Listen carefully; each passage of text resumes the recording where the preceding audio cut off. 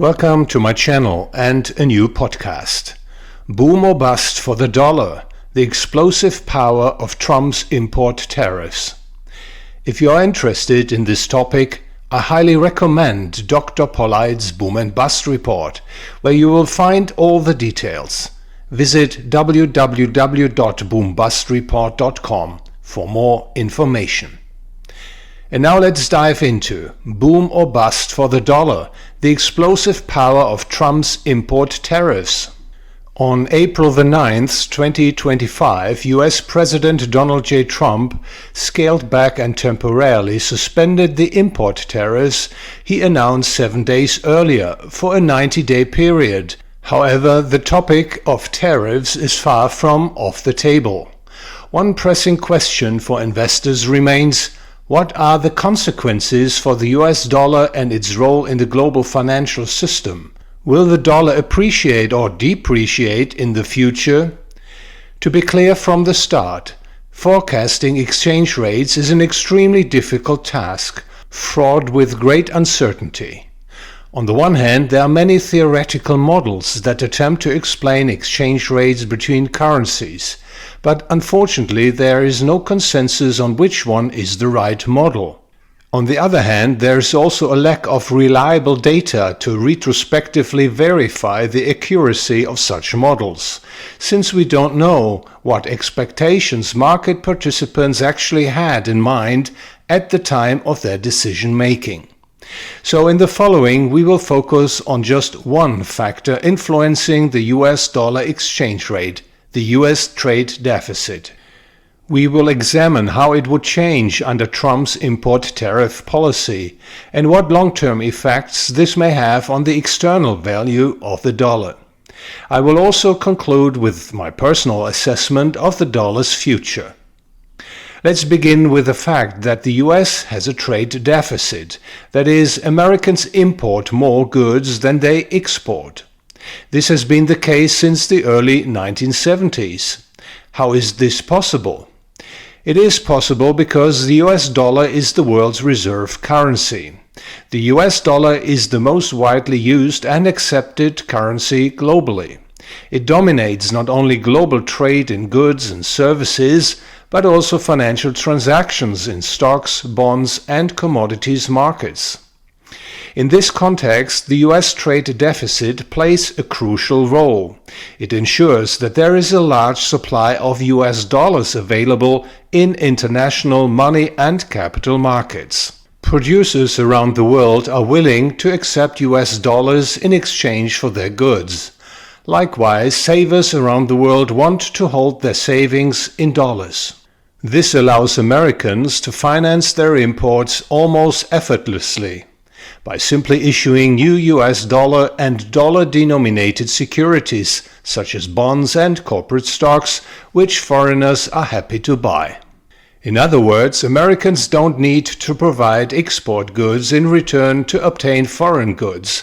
They can simply rely on the willingness of foreign entities to hold dollars or invest in US assets thanks to the dollar's status as the reserve currency.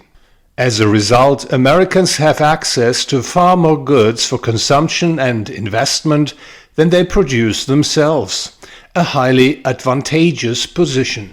So what are the consequences of US import tariffs?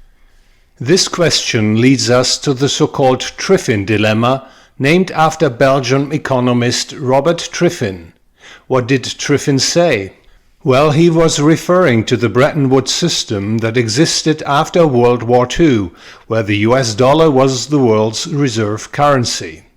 Triffin argued that for the world to obtain US dollars, America must run a trade deficit, allowing other countries to earn dollars by selling goods to the US. But a chronic trade deficit increases the supply of dollars on the global market, which over time undermines the dollar's status as the reserve currency. Ongoing deficits erode confidence in the dollar and eventually dethrone it, so Triffin warned. Was Triffin right with his dollar dilemma thesis, which still receives significant attention today? The answer is no. The US has had large trade deficits for decades relative to its gross domestic product, but this hasn't diminished the dominance of the US dollar. Its large liquidity and global presence have, in fact, caused the dollar to depreciate against many currencies since the 1970s. But the reserve status remains untouched. In fact, the dollar's dominance has never been greater than it is today. The question is, are we now entering the age of the Triffin dilemma due to Trump's tariff policy? To answer this question, we need to understand how import tariffs, a country's trade balance of payment, and its exchange rate are interconnected. The balance of payments is a statistic, and it shows everything that comes in and goes out of a country in terms of goods and services and monetary transactions. It is divided into two parts, the trade balance and the capital account. The trade balance shows exports minus imports. If, say, exports exceed imports, a country has a trade surplus. If exports are lower than imports, the country has a trade deficit. The capital account records the country's capital imports against its capital exports. If more capital gets in than gets out, the country has a capital account surplus. By definition, the balance of payment is zero. This means that a country's trade balance is covered by its capital account balance. If, say, a country has a trade deficit, so imports exceed exports, it has a capital account surplus, more capital coming in than going out. The Austrian economist Eugen von Boehm-Bawerk argued that the capital account governs the trade balance. Following his thinking, we can observe the following. Assume a country receives more capital from abroad than it sends out. As a result, it has a capital account surplus, which causes a trade deficit. Why? A capital account surplus leads to an appreciation of the domestic currency, making exports more expensive and imports cheaper, thus creating a trade deficit. Now suppose foreign investors become less inclined to invest in the US, say due to a loss of confidence. The US capital surplus shrinks, leading to a decline in the trade deficit, because the dollar depreciates, boosting US exports and reducing US imports. Conversely, if confidence in the US economy rises due to, say, Trump's success in boosting growth and employment, then capital inflows increase relative to capital outflows. The US capital surplus grows, the external value of the US dollar appreciates, and the US trade deficit increases. Now we understand the role of US import tariffs. They make foreign goods more expensive in the US. And if the US retains its capital surplus, the appreciation of the US dollar exchange rate would be particularly pronounced, leading to a strong decline in US exports and only a modest rise in imports. In other words, it leads to a rise in the US trade deficit. Let us come to the next interesting question. How do import tariffs affect confidence in the US economy? Trump's tariffs seems to have unsettled many investors, evidenced by the sharp depreciation of the dollar against several currencies. In the longer term, however, there is a strong likelihood that the US will remain a capital magnet, perhaps even more so than before. Why?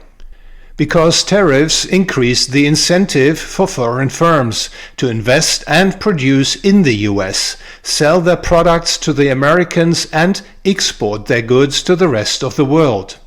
This incentive becomes even stronger if the Trump administration follows through on promises to implement the world's lowest corporate tax rates, continue deregulation, and even abolish income taxes. What about the rest of the world? Countries that lose competitiveness due to US tariffs such as the European Union and China, will face particularly severe headwinds. Take the EU as an example. If it fails to implement deep and radical reforms, like cutting taxes and government spending, deregulating, lowering energy costs, its economic power will diminish and Europeans will become relatively poorer. That is because capital and, even more important, human talents will flow to regions offering better returns, like the US. Finally, it should be considered the US can, and likely will, use import tariffs to advance its economic and geopolitical interests.